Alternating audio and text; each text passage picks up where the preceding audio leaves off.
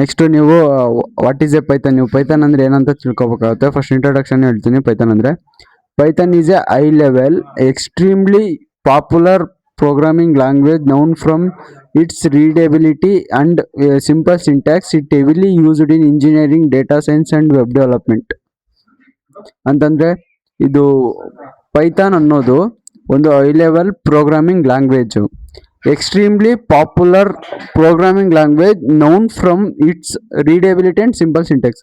ಅಂತಂದ್ರೆ ಇವಾಗ ನೀವು ಬೇರೆ ಪ್ರೋಗ್ರಾಮಿಂಗ್ ಲ್ಯಾಂಗ್ವೇಜ್ನ ನೀವು ಕಲ್ತ್ರೆ ಅದರಲ್ಲಿ ಹೆವಿ ಡಿಫಿಕಲ್ಟಿ ಸಿಂಟ್ಯಾಕ್ಸ್ಗಳು ಇರ್ತವೆ. ನೀವು ಸಿಂಟ್ಯಾಕ್ಸ್ಗಳನ್ನ ಅರ್ಥ ಮಾಡ್ಕೊಳೋದಕ್ಕೆ ಆ ಪ್ರೋಗ್ರಾಮ್ನ ಕಲಿಯೋದಕ್ಕಿಂತ ನೀವು ಸಿಂಟ್ಯಾಕ್ಸ್ ಅರ್ಥ ಮಾಡ್ಕೊಳೋದ್ರೆ ಅರ್ಧ ನಿಮ್ದು ಟೈಮ್ ವೇಸ್ಟ್ ಆಗುತ್ತೆ. ಬಟ್ ಆದರೆ ಪೈಥಾನಲ್ಲಿ ಆ ಥರ ಅಲ್ಲ, ಸಿಂಪಲ್ ಸಿಂಟ್ಯಾಕ್ಸ್ ಇರುತ್ತೆ.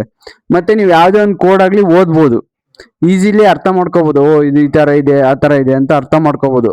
ಅಷ್ಟು ಸಿಂಪಲ್ ಆಗಿರುತ್ತೆ. ಬಟ್ ಆದರೆ ಬೇರೆ ಪ್ರೋಗ್ರಾಮಿಂಗ್ ಲ್ಯಾಂಗ್ವೇಜ್ಗಳಿಗೆ ಹೋದ್ರೆ ಅದು ರೀಡಬಿಲಿಟಿ ನಿಮ್ಗೆ ಅರ್ಥನೇ ಆಗಲ್ಲ. ಏನೋ ಒಂದು ಕೋಡ್ ಬರ್ದಿರ್ತಾರೆ, ಅದು ಯಾವ ಥರ ಐತೆ ಅಂತ ನಿಮ್ಗೆ ಅರ್ಥನೇ ಆಗೋದಿಲ್ಲ, ಅಷ್ಟು ಡಿಫಿಕಲ್ಟಿ ಆಗಿರುತ್ತೆ. It is heavily used in engineering and data science and web development. Engineering ಅಲ್ಲಿ ತುಂಬಾ ಯೂಸ್ ಮಾಡ್ತಾರೆ, ಡೇಟಾ ಸೈನ್ಸ್ ಅಲ್ಲಿ ಯೂಸ್ ಮಾಡ್ತಾರೆ, ಮಷಿನ್ ಲರ್ನಿಂಗ್ ಪ್ರತಿಯೊಂದರಲ್ಲೂ ಯೂಸ್ ಮಾಡ್ತಾರೆ. ಮತ್ತೆ ವೆಬ್ ಡೆವಲಪ್ಮೆಂಟ್ ಅಲ್ಲೂ ಪೈಥಾನ್ ಯೂಸ್ ಮಾಡ್ತಾರೆ. ಫ್ಲಕ್ಸ್ ಮತ್ತೆ ಡ್ಯಾಂಗ್ ಜಿಯೋ ಅದರಲ್ಲಿ ಯೂಸ್ ಮಾಡ್ತಾರೆ. ಮತ್ತೆ ಮಷಿನ್ ಲರ್ನಿಂಗ್ ಅಲ್ಲಿ ನಂಪೈ, ಪಾಂಡಾಸ್, ಎಸ್ಕೆಟ್ಲರ್ನ, ಮತ್ತೆ ಡೀಪ್ ಲರ್ನಿಂಗ್ ಅಲ್ಲಿ ಟೆನ್ಸರ್ ಫ್ಲೋ, ಪೈಟಚ್ ಈ ತರ ಒಂದು ಪ್ರೋಗ್ರಾಮಿಂಗ್, ಈ ತರ ಒಂದು ಲೈಬ್ರರಿಗಳನ್ನ ಯೂಸ್ ಮಾಡ್ತಾರೆ ಏನಲ್ಲಿ. Why are variables are important. ಈ ವೇರಿಯೇಬಲ್ಸ್ ಏನಕ್ಕೆ ನಿಮ್ಗೆ ಇಂಪಾರ್ಟೆಂಟ್ ಆಗುತ್ತೆ?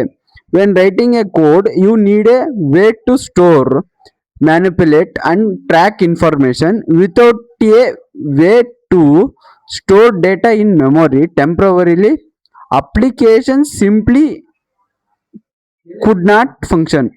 ಅಂದ್ರೆ why are variables are important ಅಂತಂದ್ರೆ, ನೀವು ಯಾವಾಗ ಕೋಡ್ ಬರಿತೀರಾ ಆ ಟೈಮಲ್ಲಿ you need a way to store, ಅಂದ್ರೆ ಅದನ್ನ ಸ್ಟೋರ್ ಮಾಡ್ಬೇಕು. ಅದನ್ನ ಅದು ಏನಕ್ಕೆ ಸ್ಟೋರ್ ಮಾಡೋಕಪ್ಪ ಅಂತಂದ್ರೆ ಮ್ಯಾನಿಪುಲೇಟ್ ಮಾಡೋದಿಕ್ಕೆ. ಇವಾಗ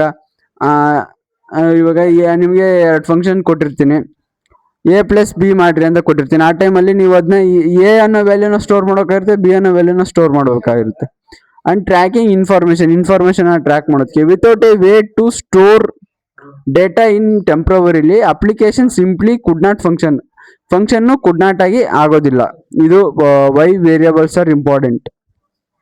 next, what is a variable? Variable ಅಂದ್ರೆ ಏನು? The digital storage box. ಅಂದ್ರೆ ಇದು ಒಂದು ಡಿಜಿಟಲ್ ಆಗಿ ಒಂದು ಸ್ಟೋರ್ ಮಾಡೋಂಥ ಬಾಕ್ಸ್ ತರ ಇದ್ದಂಗೆ. ಅಂತಂದ್ರೆ ಇವಾಗ ನೀವೇನಾದ್ರು ಮನೇಲಿ ಏನಾದ್ರು ಒಂದು ಯೂಸ್ ಮಾಡೋದಿಕ್ಕೆ ನೀವು ಒಂದು ಬಾಕ್ಸ್ ಅಲ್ಲಿ ಯೂಸ್ ಮಾಡ್ತೀರಾ. ಬಾಕ್ಸ್ ಅಲ್ಲಿ ಇವಾಗ ಅಕ್ಕಿ ಹಾಕೋದಿಕ್ಕೆ ಒಂದು ಬಾಕ್ಸ್ ಇರುತ್ತೆ, ಸಾಸಿವೆ ಹಾಕೋದಿಕ್ಕೆ ಬಾಕ್ಸ್ ಇರುತ್ತೆ. ಆ ಸಾಸಿವೆ ಡಬ್ಬದಲ್ಲಿ ನಿಮ್ಮ ಅಮ್ಮಂದ್ರು ದುಡ್ಡು ಇಟ್ಟಿರ್ತಾರೆ, ಅದೊಂಥರ ಬಾಕ್ಸ್ ಅಲ್ಲಿ ಇರ್ತಲ್ಲ, ಆ ತರ. A variable is a named location in the computer memory use to store data. ಅಂದ್ರೆ ವೇರಿಯೇಬಲ್ ಅನ್ನೋದು ಒಂದು ಡೇಟಾನ ಸ್ಟೋರ್ ಮಾಡೋಕೆ ಒಂದು ನೇಮ್ಡ್ ಲೊಕೇಶನ್ ತರ ಇರುತ್ತೆ, ಅದೊಂದು ಲೊಕೇಶನ್ ತರ ಇರುತ್ತೆ. Things of its as a labeled box where you can kept a value and retrieve it later. ಅಂತಂದ್ರೆ ಅದನ್ನ ಅಲ್ಲಿ ಸ್ಟೋರ್ ಮಾಡಿ ಅದನ್ನ ನಿಮ್ಗೆ ಯಾವಾಗ ಬೇಕೋ ಅವಾಗ ವ್ಯಾಲ್ಯೂನ ರಿಟ್ರೀವ್ ಕೂಡ ಮಾಡ್ಕೊಬೋದು, ಅಲ್ಲಿಂದ ತಗೋಬಹುದು. ಇವಾಗ ಸಾಸಿವೆ ಡಬ್ಬದಾಗ ಸಾಸಿವೆ ಇಟ್ಟಿರ್ತೀವಿ, ಯಾವಾಗ ಅಡಿಗೆ ಒಗ್ಗರಣೆ ಹಾಕಬೇಕಾಗಿರುತ್ತೆ ಆ ಟೈಮಲ್ಲಿ ನಾವು ತಗೊಂತೀವಲ್ಲ ಸಾಸಿವೆ ಡಬ್ಬ, ಆ ಥರ. Syntax and definition. ಸಿಂಟ್ಯಾಕ್ಸ್ ತುಂಬಾನೇ ಈಸಿ. ಅಂತಂದ್ರೆ ಇವಾಗ you created a variable by giving it a name using the equal sign and assigning a value. ಅಂತಂದ್ರೆ ನೀವು ಒಂದು ವ್ಯಾಲ್ಯೂನ ತಗೊಂಡು ಎಕ್ಸ್ ಅನ್ನೋದು ವೇರಿಯೇಬಲ್ ನೇಮ್, ಈಕ್ವಲ್ಸ್ ಟು ಅನ್ನೋದು ಅದನ್ನ ಇದಕ್ಕೆ ಅಸೈನ್ ಮಾಡು, 10ನ ಎಕ್ಸ್ಗೆ ಸ್ಟೋರ್ ಮಾಡು. ಅಂದ್ರೆ ಇವಾಗ ಒಂದು ಡಬ್ಬ ಇದೆ, ಆ ಡಬ್ಬದ ಹೆಸರು ಡಬ್ಬಾನೆ ಅಂತಾನೆ, ಬಾಕ್ಸ್ ಅಂತಾನೆ ಅನ್ನೋದು. ಅದ್ರೊಳಗಡೆ ನೀವು ಸಾಸಿವೆ ಕಾಳು ಹಾಕಿದ್ರೆ ಏನಾಗ್ತದು, ಸಾಸಿವೆ ಡಬ್ಬ ಆಗುತ್ತೆ. ಆ ತರ ಇವಾಗ ಇಲ್ಲಿ ಮಾಡ್ರಿ ಅಂತ ಹೇಳ್ತಿರೋದು. User name equals to Allens, ಈ ತರ. Next, rules of naming variables ನ ನೇಮಿಂಗ್ ಮಾಡೋದಕ್ಕೆ ಸ್ವಲ್ಪ ರೂಲ್ಸ್ ಇದಾವೆ. ಅಂತಂದ್ರೆ ಇವಾಗ ರೂಲ್ಸ್ ಅಂತಂದ್ರೆ ಏನಿಲ್ಲ, it must start with a letter, ಅದೊಂದು ಲೆಟರ್ ಅಲ್ಲಿ ಆಗಿರ್ಬೇಕು. Or an underscore they cannot start with a number ಇಂದ ಅದು ಸ್ಟಾರ್ಟ್ ಆಗಬಾರ್ದು. ನೀವು ನಂಬರಿಂದ ನೀವು ಸ್ಟಾರ್ಟ್ ಮಾಡ್ತೀರಾ ಅಂತಂದ್ರೆ ಅದು ಸಿಂಟ್ಯಾಕ್ಸ್ ಎರರ್ ತೋರಿಸುತ್ತೆ. ನೀವು ಯಾವಾಗಲೇ ಆಗಿರಲಿ ವೇರಿಯೇಬಲ್ಸ್ನ ನೀವು ಸ್ಟೋರ್ ಮಾಡಬೇಕಾದ್ರೆ ನೀವು ಅದನ್ನ ನಂಬರಲ್ಲಿ ಸ್ಟೋರ್ ಮಾಡೋಕ್ಕಾಗೋದಿಲ್ಲ. ಫಸ್ಟ್ ನೀವು ಲೆಟರ್ ಇಂದಾನೆ ಅದನ್ನ ಸ್ಟಾರ್ಟ್ ಮಾಡಬೇಕು. Can only containing alpha numerical characters and underscores, no space or specific symbols etcetera. ಅಂದ್ರೆ ಒಂದು ಆಲ್ಫಾ ನ್ಯೂಮೆರಿಕಲ್ ಕ್ಯಾರೆಕ್ಟರ್ಸ್ ಮತ್ತು ಅಂಡರ್ ಸ್ಕೋರ್ನ ಅಷ್ಟೇನೆ, no space or specific symbols ಇಲ್ಲ, ಸ್ಪೇಸ್ನ ಅದು ಆಕ್ಯುಪೈಡ್ ಮಾಡ್ಕೊಳೋದಿಲ್ಲ. ಅಂತಂದ್ರೆ ನೀವು ಸ್ಪೇಸ್ ಕೊಟ್ಬಿಟ್ಟು ನೀವು ಸ್ಪೇಸ್ ಕೊಡೋ ಜಾಗದಲ್ಲಿ ಅಂಡರ್ ಸ್ಕೋರ್ ಹಾಕಿ, ಅದು ಹಂಗಾದ್ರೆ ಕರೆಕ್ಟ್ ಆಗುತ್ತೆ. ಇಲ್ಲ ಇದೆಲ್ಲ ವ್ಯಾಲಿಡ್ ಎಕ್ಸಾಂಪಲ್ಸ್ ಯಾವ ತರ ವ್ಯಾಲಿಡ್ ಆಗಿ, age, user under score name, under score student 1. ಇದು ನೀವು ನಂಬರ್ಸ್ನ ಯೂಸ್ ಮಾಡ್ಬೋದು. ಯಾವಾಗ ನೀವು ನಂಬರ್ಸ್ನ ಯೂಸ್ ಮಾಡೋಕಪ್ಪ ಅಂತ ಅಂದ್ರೆ, ನೀವು ಫಸ್ಟ್ ನೀವು ಲೆಟರ್ನ ಯೂಸ್ ಮಾಡಿ ಸೆಕೆಂಡ್ನೇ ಲೆಟರ್ ನೀವು ನಂಬರ್ ಕೊಡ್ಬೋದು. ಆದರೆ ಫಸ್ಟ್ನೇ ಲೆಟರ್ ನೀವು ನಂಬರ್ ಕೊಟ್ರೆ ಅದು ವರ್ಕ್ ಆಗಲ್ಲ. ಇನ್ವ್ಯಾಲಿಡ್ ಸಿಂಟ್ಯಾಕ್ಸ್ ಇಲ್ಲೇ ಇದೆ. Number start with number, user name ಈ ಥರ ಕೊಡಂಗಿಲ್ಲ, ಅಂಡರ್ ಸ್ಕೋರೇ ಕೊಡಬೇಕು. ನೆಕ್ಸ್ಟ್ ಅದಾದ್ಮೇಲಿಂದ ಡಾಲರ್ ಸಿಂಬಲ್ನ ಯೂಸ್ ಮಾಡಂಗಿಲ್ಲ. ಈ ಥರ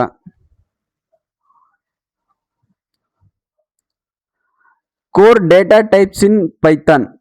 ಡೇಟಾ ಟೈಪ್ಸು ತುಂಬಾ ಇಂಪಾರ್ಟೆಂಟ್ ಆಗುತ್ತೆ. ಅಂತಂದರೆ ಇವಾಗ ನಮ್ಗೊಂದು ಪ್ರೋಗ್ರಾಮಿಂಗ್ ಲ್ಯಾಂಗ್ವೇಜ್ ಅಂತಂತಂದರೆ ಇವಾಗ ನಮ್ಗಾದ್ರೆ ಅರ್ಥ ಆಗ್ಬಿಡುತ್ತೆ. ಇವಾಗ ಯಾವುದೇ ಒಂದು ಇವಾಗ ನಂಬರ್ಸಲ್ಲಿದ್ದರೆ ನಂಬರ್ಸ್ ಅರ್ಥ ಆಗ್ಬಿಡುತ್ತೆ. 1 2 3 ಆಗಿದ್ರೆ ನಾವು 1 2 ಅಂದ್ಕೊಂತೀವಿ. ಅದೇನೇ ಅದೆಲ್ಲ ಪಾಯಿಂಟ್ ಐತಪ್ಪ ಅಂದರೆ ನಮ್ಮ ಮೈಂಡಿಗೆ ನಮ್ಗೆ ಅರ್ಥ ಆಗುತ್ತೆ. ಆದರೆ ಪ್ರೋಗ್ರಾಮಿಂಗ್ ಲ್ಯಾಂಗ್ವೇಜ್ಗಳಿಗೆ ಅರ್ಥ ಆಗಲ್ಲ ಇದು ಯಾವ ಡೇಟಾ ಟೈಪ್ ಆಗೈತೆ ಅಂತ. ಅದಕ್ಕೆ ನಾವೇನು ಮಾಡಬೇಕು, ಅದು ಡೇಟಾ ಟೈಪ್ಸ್ ತುಂಬಾ ಇಂಪಾರ್ಟೆಂಟ್ ಆಗುತ್ತೆ. ಇಲ್ಲಿ ನಾನು 4 ಟೈಪ್ಸ್ನ ತಗೊಂಡಿದ್ದೀನಿ. ಮೆಜಾರಿಟಿಲಿ ಎಲ್ಲ ಕಡೆನೂ ಇದು 4 ಟೈಪ್ಸ್ ತುಂಬಾ ಇಂಪಾರ್ಟೆಂಟ್ ಆಗಿರುತ್ತೆ. Variables can store the different data types and different data types can do different things. There are the 4 primary data types. ಅಂದರೆ ವೇರಿಯೇಬಲ್ಸ್ ಏನಿದೆ ಅಂತಂದ್ರೆ ಒಂದು ಡೇಟಾ ಟೈಪ್ಸ್ನ ಸ್ಟೋರ್ ಮಾಡುತ್ತೆ. And data types can do different things. ಅಂದರೆ data types ಒಂದು different ಥಿಂಗ್ಸ್ನ ಮಾಡುತ್ತೆ. Here are the 4 primary data types. ಪ್ರೈಮರಿಯಾಗಿ 4 ಡೇಟಾ ಟೈಪ್ಸ್ನ ನಾನು ಇಲ್ಲಿ ತಗೊಂಡಿದ್ದೀನಿ. First one integer, whole number, positive R negative, without decimal, perfect from counting or indexing. ಅಂದರೆ ಇಂಟೀಜರ್ ಅಂತಂದರೆ ಹೋಲ್ ನಂಬರ್ಸ್ ಅಂದರೆ 1 2 3 4 5 6 7 8 ಇಲ್ಲ ಪಾಸಿಟಿವ್ ನಂಬರ್ ಆಗಿರ್ಬೋದು, ಇಲ್ಲ ನೆಗೆಟಿವ್ -1 -2 -3 ಅದೆಲ್ಲ ಇಂಟೀಜರ್ ಅಂಡರ್ ಬರುತ್ತೆ. ವಿತೌಟ್ ಡೆಸಿಮಲ್ಸ್ ಇರಬಾರ್ದು, ಪಾಯಿಂಟಲ್ಲಿ ಇರಬಾರ್ದು. ಅದೆಲ್ಲರೂ ಪಾಯಿಂಟ್ ಆಗಿತ್ತಪ್ಪ ಅಂತಂದರೆ ಈ ಕಡೆ ಫ್ಲೋಟಿಗೆ ಬರುತ್ತೆ. ಇವಾಗ ಫ್ಲೋಟ್ ಅಂದರೆ ಏನಪ್ಪ ಅಂತಂದರೆ, float A real numbers that contain A decimal point used for A previous measurement and fractions. ಅಂದರೆ ಇದು ಒಂದು ರಿಯಲ್ ನಂಬರೇ ಆಗಿರುತ್ತೆ. ಇದ್ರ ಜೊತೆಗೆ ಇದೇನು ಕಂಟೈನ್ ಮಾಡಿರ್ತಾರಪ್ಪ ಅಂದ್ರೆ ಡೆಸಿಮಲ್ ಪಾಯಿಂಟ್ನ ಕಂಟೈನ್ ಮಾಡಿರುತ್ತೆ. From precious measurements and fractions. ಇವಾಗ ಫ್ರಾಕ್ಷನ್ಸ್ ಅಲ್ಲಿ ಇವಾಗ ನಾವೇನಂತ ಏನು ಡಿವೈಡ್ ಮಾಡ್ತೀವಿ. ಇವಾಗ ಪೈಥಾನಿಗೆ ಕೊಡ್ತೀವಿ ನಾವು ಯಾವ ಥರ 3/10 ಅಂತ ಕೊಟ್ರೆ ಅದು ಡೆಸಿಮಲ್ ಅಲ್ಲೇ ಆನ್ಸರ್ ಬರುತ್ತೆ. ಯಾಕಪ್ಪ ಅಂತಂದ್ರೆ 3.3333 ಬರುತ್ತೆ. ಅವಾಗ ನಾವು ಅದನ್ನ ಇಂಟೀಜರ್ ಆಗಿ ಇಡಕ್ಕಾಗಲ್ಲ, ನಮಗೆ ಒಂದು ಪರ್ಫೆಕ್ಟ್ ಆನ್ಸರ್ ಅನ್ನೋದು ಬೇಕಾಗಿರುತ್ತೆ. ಅದಕ್ಕೆ ಇಲ್ಲಿ ತಗೊಳ್ತೀವಿ. ಇಲ್ಲ ಅಂತಂದ್ರೆ 2/10 ಅಂತರ ಕೊಟ್ರೆ ಅಲ್ಲಿ ಇದೆಲ್ಲ ಯೂಸ್ ಆಗುತ್ತೆ. ಓಕೆನಾ. ನೆಕ್ಸ್ಟ್ ಸ್ಟ್ರಿಂಗ್ಸಿಗೆ ಹೋಗೋಣ. A sequential of characters, they are always surrounded by either single or double quotation marks. ಅಂದ್ರೆ ಸ್ಟ್ರಿಂಗ್ ಅಂತಂದ್ರೆ ಇವಾಗ ನೀವು ಸ್ಟ್ರಿಂಗ್ ನಲ್ಲಿ ಇಂಟುನು ಕೂಡ ಸ್ಟೋರ್ ಮಾಡ್ಬೋದು, ಫ್ಲೋಟ್ನು ಕೂಡ ಸ್ಟೋರ್ ಮಾಡ್ಬೋದು. ನೀವು ಯಾವ್ದನ್ನೇ ಬೇಕಿದ್ರು ಸ್ಟ್ರಿಂಗ್ ಅಲ್ಲಿ ಸ್ಟೋರ್ ಮಾಡೋದು. ಪೈಥಾನ್ ಅಲ್ಲಿ ನೀವು ಡಬಲ್ ಕೋಟೆಡ್ ಏನೇ ಹಾಕಿದ್ರು ಅದು ಸ್ಟ್ರಿಂಗ್ ಆಗಿ ಕನ್ವರ್ಟ್ ಆಗುತ್ತೆ. ಓಕೆ. ಮತ್ತೆ ನೀವು ಸ್ಟ್ರಿಂಗ್ ನ ಮತ್ತೆ ಇಂಟಲ್ಲಿ ಸ್ಟೋರ್ ಮಾಡೋಕ್ಕಾಗಲ್ಲ, ಇಲ್ಲ ಫ್ಲೋಟ್ ಅಲ್ಲಿ ಸ್ಟೋರ್ ಮಾಡೋಕ್ಕಾಗಲ್ಲ. ಇಂಟು ಮತ್ತು ಫ್ಲೋಟ್ ನ ನೀವು ಸ್ಟ್ರಿಂಗ್ ಅಲ್ಲಿ ಸ್ಟೋರ್ ಮಾಡ್ಕೋಬಹುದು. ಇವಾಗ ಸ್ಟ್ರಿಂಗ್ಸಿಗೆ ಎಕ್ಸಾಂಪಲ್ ಅಂತಂದ್ರೆ ನೇಮ್ಗಳ್ನು ಸ್ಟ್ರಿಂಗಲ್ಲಿ ಸ್ಟೋರ್ ಮಾಡ್ಬೋದು. ಬರೀ ಇಲ್ಲಿ ಹೇಳ್ದಲ್ಲ ಇಂಟು ಫ್ಲೋಟ್ ಅಂತಲ್ಲ, ನೀವು ನೇಮ್ಗಳ್ನು ಕೂಡ ಸ್ಟೋರ್ ಮಾಡ್ಬೋದು. ನಿಮ್ಮ ಹೆಸರು, ಕ್ಯಾರೆಕ್ಟರ್ಸ್ ಅಂತಂದ್ರೆ ಡಾಗ್ ಆ ಥರ ಅವನ್ನೆಲ್ಲ ಸ್ಟೋರ್ ಮಾಡ್ಬೋದು. ನೆಕ್ಸ್ಟ್ ಬಂದ್ರೆ Boolean. Boolean is A very simple. Boolean ಅಂತಂದ್ರೆ ಏನಿಲ್ಲ, represents A 1 or 2 distinction values, true or false, used heavily in a logical and conditions. ಅಂದ್ರೆ ನಾನು ನಿಮಗೆ ಇದನ್ನ ಕಂಪ್ಲೀಟ್ ಆಗಿ ಬುಲಿಯನ್ನ ಲಾಜಿಕಲ್ ಗೇಟ್ಸ್ ಮತ್ತೆ ಕಂಡೀಷನ್ಸ್ ನ ಮಾಡ್ಬೇಕಾದ್ರೆ ನಾನು ನಿಮ್ಗೆ ಕಂಪ್ಲೀಟ್ ಆಗಿ ಎಕ್ಸ್ಪ್ಲೈನ್ ಮಾಡ್ತೀನಿ. ಇವಾಗ ಬರೀ ಒಂದ್ ಸ್ವಲ್ಪ ಹಂಗೇನ ಅಂಡರ್ಸ್ಟ್ಯಾಂಡ್ ಮಾಡ್ಕೊಳ್ಳಿ. ಬುಲಿಯನ್ ಅಂತಂದ್ರೆ ಏನಿಲ್ಲ, it represents a true or false ಅಷ್ಟೇ. ಇದು ಟ್ರೂ ಆರ್ ಫಾಲ್ಸ್ ನ ತೋರಿಸುತ್ತೆ.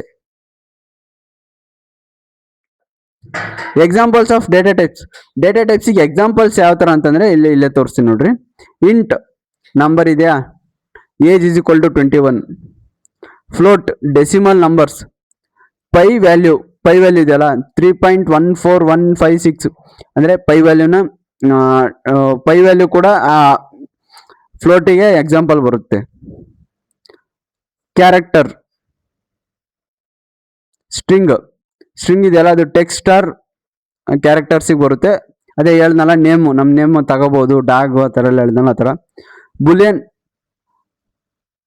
True or false state. Is student equals to true ಅಂದ್ರೆ ಇದೊಂದು ಸ್ಟೂಡೆಂಟ್ ಅಂತಂದ್ರೆ ಟ್ರೂ ಬರಲಿ ಅಂತ. Next type checking in Python. ಇವಾಗ ನೀವೇನೋ ಒಂದು ಡೇಟಾ ಟೈಪ್ ನ ಕೊಟ್ಬಿಟ್ಟಿದ್ದೀರಾ, ಆ ಡೇಟಾ ಟೈಪ್ ಯಾವ್ದಕ್ ಬರುತ್ತೆ ಅಂತ ನಿಮಗೆ ಗೊತ್ತಿಲ್ಲ. ಅದಕ್ಕೆ ನೀವು ನಿಮ್ಮ ಒಂದು ಡೇಟಾ ಟೈಪ್ ನ ಚೆಕ್ ಮಾಡೋಕೆ ಯೂಸ್ ಮಾಡೋ ಫಂಕ್ಷನ್ ಯಾವ್ದಪ್ಪ ಅಂತಂದ್ರೆ ಟೈಪ್ ಆಫ್ ಅಂತ ಒಂದು ಫಂಕ್ಷನ್ ಇದೆ. ಆ ಫಂಕ್ಷನ್ ನ ನೀವು ಯೂಸ್ ಮಾಡಿಕೊಂಡು ನಿಮ್ಮ ಒಂದು ವೇರಿಯೇಬಲ್ ಯಾವ ಒಂದು ಡೇಟಾ ಟೈಪಿಗೆ ಬರುತ್ತೆ. The data type function, because Python is a dynamically typed, you did not explicitly declare the data type. Python figures it out from you automatically. If you never need to check what type of data or variables is currently holding, use the built-in type of function. ಅಂದ್ರೆ ನೀವು ಒಂದು ಅದೇ ನಾನು ಹೇಳ್ದಲ್ಲ ಅದೇ ಥರನೇ ಇದೊಂದು ನಾನೇನು ಎಕ್ಸ್ಪ್ಲೇನ್ ಮಾಡ್ದಲ್ಲ ಅದನ್ನೇ ಇಲ್ಲಿ ಇಂಗ್ಲೀಷಲ್ಲಿದೆ, ಅದನ್ನೇ ಡೆಫಿನೇಷನಲ್ಲಿದೆ. ಅಂದ್ರೆ ನೀವೇನೇ ಒಂದು ಡೇಟಾ ಟೈಪ್ನ ಕೊಟ್ಟರೆ ಆ ಡೇಟಾ ಟೈಪು ಯಾವ ಒಂದು ಡೇಟಾ ಟೈಪಲ್ಲಿ ಇದೆ. ಇವಾಗ ಎಕ್ಸಿಗೆ ಒಂದು ವ್ಯಾಲ್ಯೂನ ಅಸೈನ್ ಮಾಡಿದ್ದೀರಾ, ಏನಂತ 10.1.10.5 ಅಂತ ಇದೆ. ಇವಾಗ ಅದನ್ನೇ ನೀವು ಪ್ರಿಂಟ್ ಟೈಪ್ ಆಫ್ ಎಕ್ಸ್ ಅಂದರೆ ಇದ್ರೊಳಗಡೆ ಈ ಎರಡು ಫಂಕ್ಷನ್ ಒಳಗಡೆ ಇದೆಯಲ್ಲ, ಇವೆರಡು ಬ್ರಾಕೆಟ್ ಒಳಗಡೆ ನೀವು ಯಾವುದೇ ಒಂದು ವೇರಿಯೇಬಲ್ದು ಯಾವುದು ಅದು ಡೇಟಾ ಟೈಪಲ್ಲಿ ಇದೆ ಅಂತ ಚೆಕ್ ಮಾಡ್ಬೇಕಪ್ಪ ಅಂತಂದ್ರೆ ಇಲ್ಲಿಗೆ ಎಕ್ಸ್ ತಗೊಂಡು ಬಂದರೆ ನಿಮಗೆ ಇಲ್ಲಿಗೆ ಎಕ್ಸಿಗೆ ಹೋಗುತ್ತೆ ಅದು. ಅವಾಗ ಅದನ್ನ ಪ್ರಿಂಟ್ ಅಂತ ಕೊಟ್ಟರೆ ಅದು ಫ್ಲೋಟ್ ಅಂತ ಪ್ರಿಂಟ್ ಆಗುತ್ತೆ.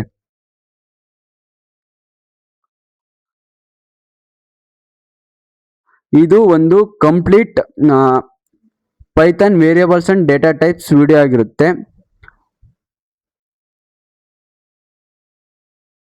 ಇದೇ ಥರ ಹೆಚ್ಚಿನ ವಿಡಿಯೋಗಾಗಿ ನನ್ನ ಅಕೌಂಟ್ನ ಸಬ್ಸ್ಕ್ರೈಬ್ ಮಾಡ್ಕೊಳ್ಳಿ, ಲೈಕ್ ಮಾಡಿ, ಮತ್ತು ನಿಮ್ಮ ಫ್ರೆಂಡಿಗೆ ಯಾರು ಕಲಿಯೋಂಥವ್ರು ಇದ್ದರೆ ಈ ವಿಡಿಯೋನ ಅವರಿಗೆ ಶೇರ್ ಮಾಡಿ. Thank you friends.